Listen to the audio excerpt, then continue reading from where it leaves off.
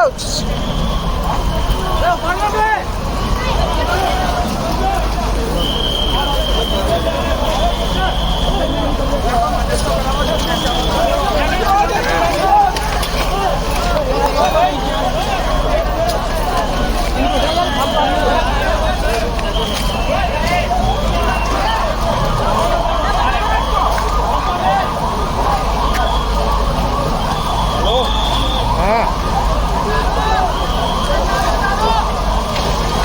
नमस्कार दोस्तों, तो आप सभी लोगों का स्वागत है मेरे इस चैनल पे। तो आज का जो व्लॉग है ये कोई आम व्लॉग नहीं। आज का व्लॉग बहुत ही खास है और थोड़ा दुखदायक है, थोड़ा तकलीफदायक है भारत के लिए। तो मतलब आज पूरा जो भारत के लोग हैं सभी लोग आज दुख में डूबे हैं, क्योंकि आज अहमदाबाद में 1:40 पर एयर इंडिया की फ़्लाइट A171 जो अहमदाबाद से लंदन जा रही थी वो क्रैश कर गई है।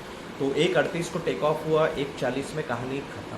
तो ये मौत की आखिरी उड़ान उन लोगों के लिए समझ नहीं आ रहा है। पता नहीं इन लोगों ने आज किसका मुंह देखा होगा या इनके साथ क्या था या क्या हुआ, जबकि जो बोइंग प्लेन है वो बेहद पुराना भी नहीं था, अच्छा था। उसको बहुत ही अनुभवी पायलट उड़ा रहे थे।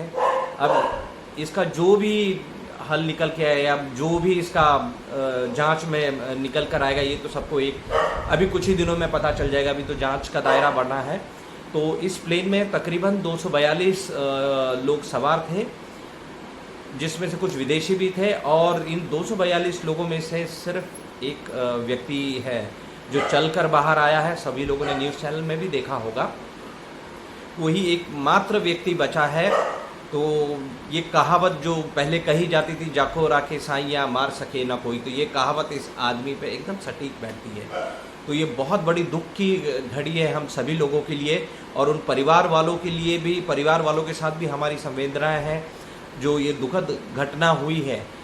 ठीक है, तो इन्होंने अपने परिजनों को खोया है। कुछ मिलने जा रहे थे, कुछ नौकरी के इसमें जा रहे थे, नौकरी की तलाश में जा रहे थे ब्रिटेन की ओर। तो ये जो दुखद हादसा हुआ है ये टाटा ग्रुप का प्लेन है, air India group.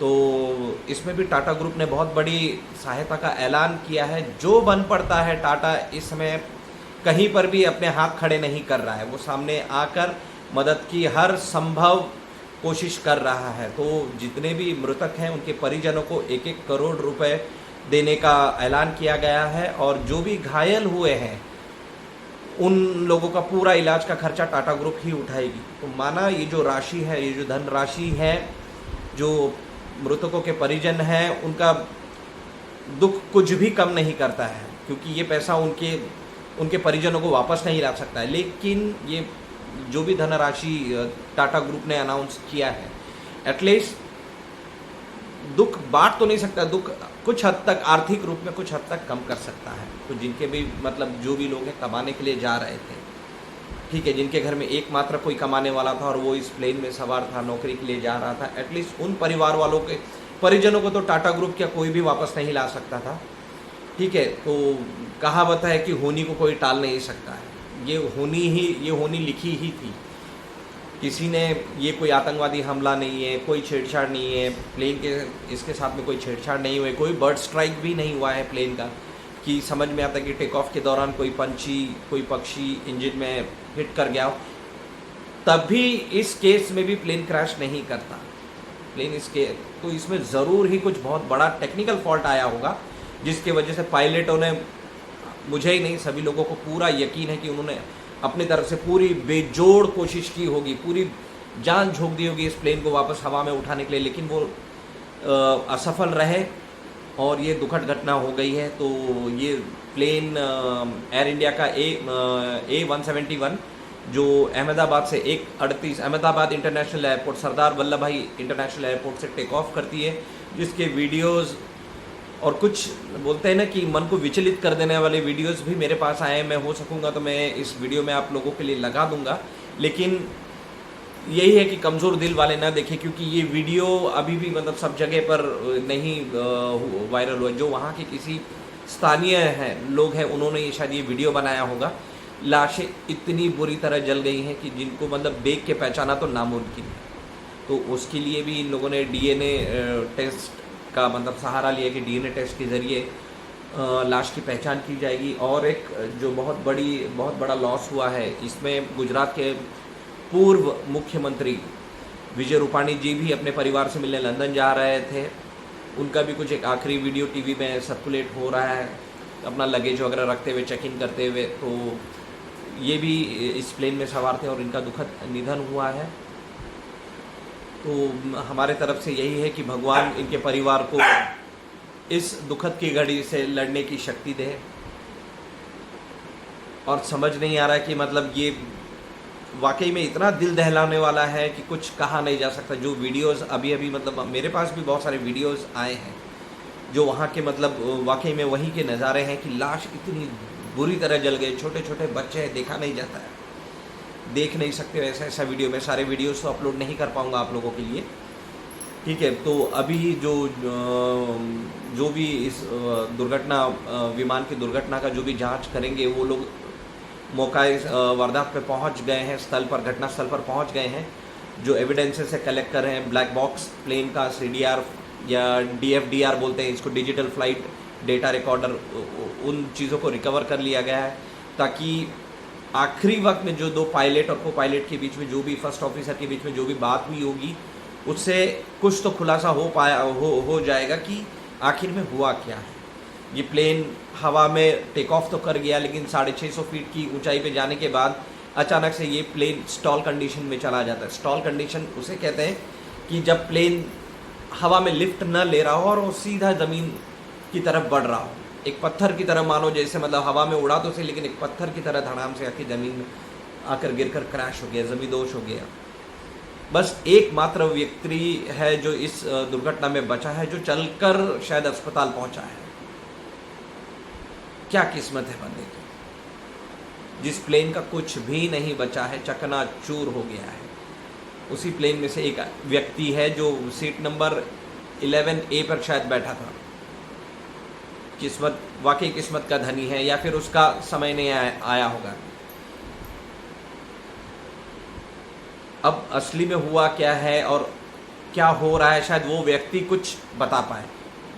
I think वो टेल एंड पे बैठा था, तो टेल एंड का जो हिस्सा है वो मेडिकल हॉस्टल जो मेस है उनके ऊपर अटका हुआ था, शायद ये उसी हिस्से में कहीं बैठा होगा जो लगेज सेक्शन के ऊपर रहता है। वो अब समझ नहीं आ रहा कि और क्या क्या बताएं, लेकिन न्यूज़ चैनल में कंटिन्यूसली जो परिजनों हैं उनको संदेशा पहुंचाया जा रहा है जो विदेश में है। कुछ विदेशी यात्री भी थे इसमें जो मतलब अहमदाबाद से लंदन जा रहे थे। तो वाकई में मतलब पता नहीं क्या दिन था आज का। तो एविएशन की हिस्ट्री में ये एक बहुत ही बड़ा हादसा है जिसमें एक व्यक्ति को छोड़कर सारे लोगों की अभी तो पुष्टि नहीं हुआ है। सुनने में तो ये भी आया था कि शायद कोई एक और बचा है, लेकिन मैं भी इसकी पुष्टि नहीं करता हूँ। मैंने भी न्यूज़ में ही कहीं तो सुना है, ठीक है। अभी तो फिलहाल एक ही व्यक्ति की बचने की खबर है। भगवान करे जो मैंने सुना हो शायद सच हो, शायद एक आध कोई और बच जाए। किसी के घर का चिराग होगा, किसी के माँ का लाल होगा, किसी के मांग का सिंदूर होगा।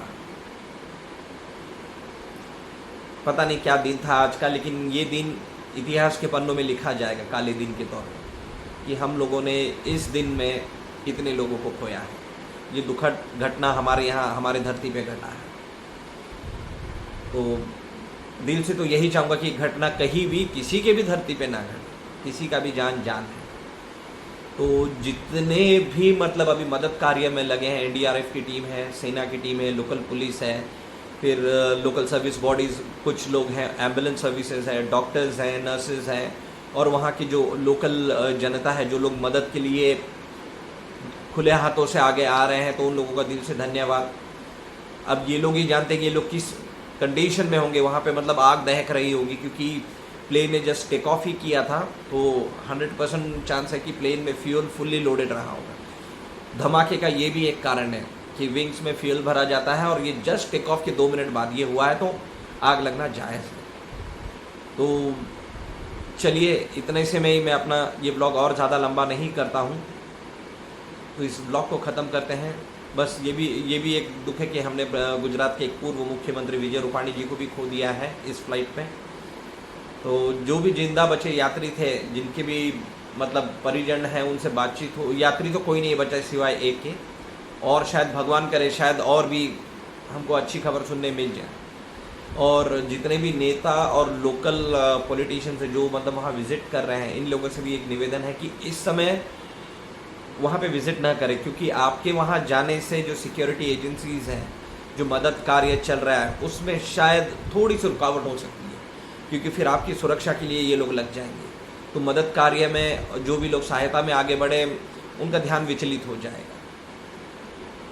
तो इन लोगों से यही निवेदन है कि इस समय कृपया न जाएं। तो जो भी परिजनों के पास अपने न्यूज़ चैनल वाले कैमरा लेके पहुंच रहे हैं, इन लोगों का तो हालत तक नहीं देखा जा रहा है। किसी ने अपना बेटा खोया है, किसी ने मांग का सिंदूर खोया है, किसी ने अपने बाप को खोया है, किसी ने अपनी माँ को खोया है। तो वाकई में देखा नहीं जा रहा है। तो मैं भी न्यूज़ चैनल में कंटिन्यूसली इसी चीज़ को मॉनिटर कर रहा हूँ। चलिए, जो भी हुआ वो अच्छा तो बिल्कुल भी नहीं हुआ, और टाटा ग्रुप का एक बार दिल से धन्यवाद कि इन्होंने अपने हाथ खड़े नहीं किए। इन्होंने पूरे जो कुछ है पॉसिबल वे है, वो हर पॉसिबल वे में सहायता करने के लिए तत्पर खड़ी है, आगे खड़ी है। इन्होंने हेल्पलाइन नंबर्स वगैरह जारी कर दिए हैं, जिनको मतलब जानकारी अभी तक नहीं मिली है उनके परिजनों के हालचाल के बारे में। तो हेल्पलाइन नंबर्स जारी कर दिया गया है। उनके परिजनों को बुलाया जा रहा है फ्री में। मेरे ख्याल से इन लोगों को अहमदाबाद बुलाया जा रहा है, ताकि इन लोगों के DNA टेस्ट से इनके परिजनों का पता लगाया जा सके, क्योंकि बहुत मैक्सिमम लाशें तो मतलब पता ही नहीं चल रही कितने बुरे हालत में है। कोयला, मतलब ऐसा कोयला का गोला जैसा, मेरे पास वीडियोज़ हैं, छोटे छोटे बच्चे हैं, देखा ही नहीं जाता। तो मैं वो वीडियो तो आप लोगों से शेयर नहीं कर पाऊँगा। जो भी है मेरे पास, मैं आपको एक क्लिपिंग के ज़रिए एक लिंक मैं आपको शेयर कर दूँगा। चलिए, मिलते हैं एक और किसी और एक ब्लॉग में। तब तक के लिए धन्यवाद, नमस्कार।